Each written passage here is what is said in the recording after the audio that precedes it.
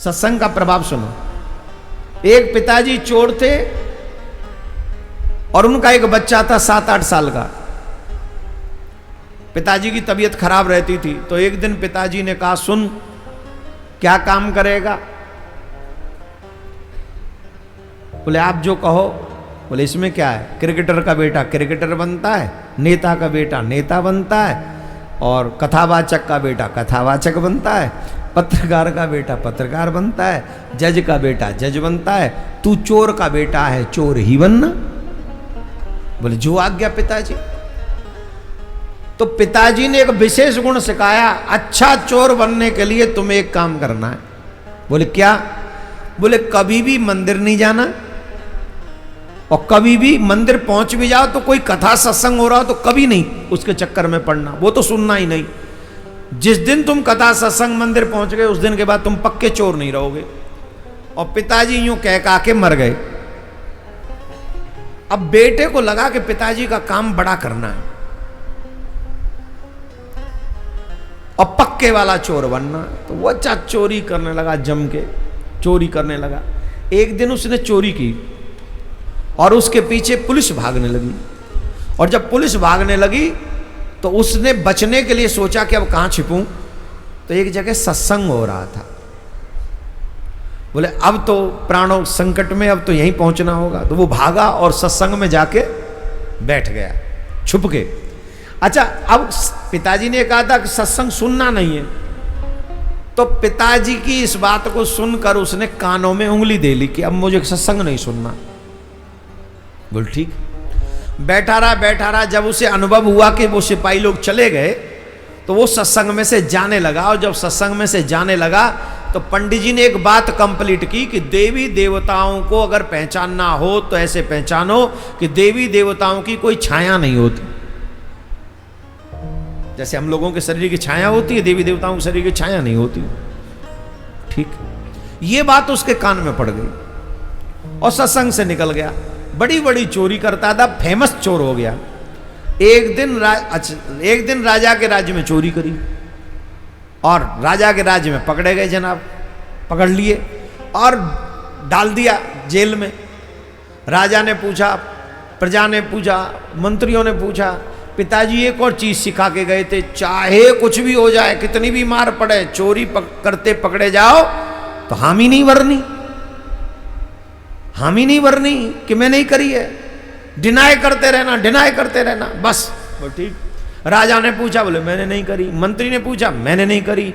ये कि मैंने नहीं की, वो मनाही करता रहा। जबकि पकड़ा गया, बोले मैंने चोरी नहीं की, झूठ बोल रहे हो, कोई और होगा, मुझे पकड़ लाए।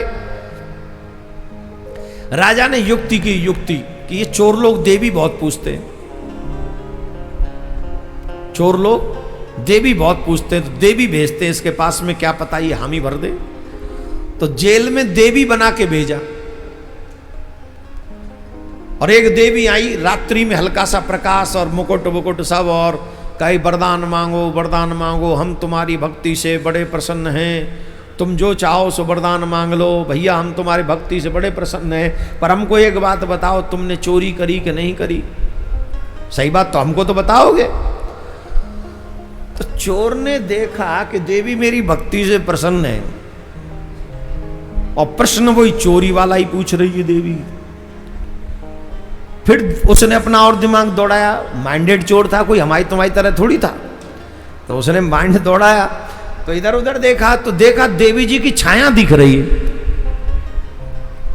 और उसे पंडित जी की बात, वो आखिरी बात समझ में आ गई। पंडित जी ने कहा था देवी देवताओं की कोई छाया नहीं होती, और ये तो नकली देवी, असली देवी नहीं है। पर रिएक्ट ऐसे ही करना जैसे देवी मैया सर्व मंगल मांगल्य सब शिवे सर्वार्थ साधके शरणे त्र्यंबके गौरी नारायणी नमोस्तुते। मैंने चोरी नहीं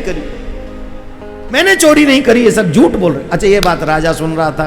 बोले चोरों का बड़ा ध्यान देवी पे होता है, बहुत विश्वास मानते, देवी से झूठ नहीं बोल सकता, तो इसने चोरी नहीं करी। तो उसको कहा छोड़ दो, इस बेचारे को वैसे ही फंसा रखा, छोड़ दो। अब उसको छोड़ दिया। उसके दिमाग में क्लिक किया कि मैंने 1 सेकंड पंडित जी की बात सुनी कि देवी देवताओं की छाया नहीं होती, और उसे जब प्रयोग में लाया तो मैं कारागार से मुक्त हो गया। अगर मैं जीवन भर सत्संग को अप्लाई कर दूं तो मैं तो उस नरक की कारागार से भी मुक्त हो जाऊंगा।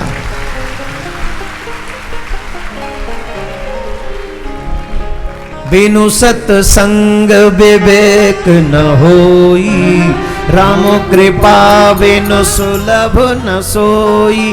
बिनु सत्संग विवेक न होई, राम कृपा बिनु सुलभ न सोई। सठ सुध रही सत्संगत पाई, सठ सुध रही सत्संगत पाई। पारस परस को घात सुहाई, बिनु सत्संग विवेक न होई। बिनु सत्संग विवेक न होई, राम कृपा बिनु सुलभ न सोई। संसार को क्या चाहिए तुमसे?